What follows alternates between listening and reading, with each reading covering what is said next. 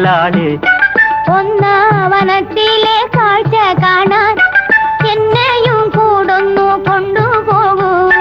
നിന്നെ ഒരിക്കൽ ഞാൻ കൊണ്ടുപോകാം. ഇന്നു വേണ്ടോ മലാള്. കാനന ഛായയിലാടുമേക്കാൻ ഞാനും വരട്ടെയോ നിന്റെ കൂടെ. പാടില്ല പാടില്ല നമ്മെ നമ്മൾ പാടെ മറന്നൊന്നും ചെയ്തുകൂടാ.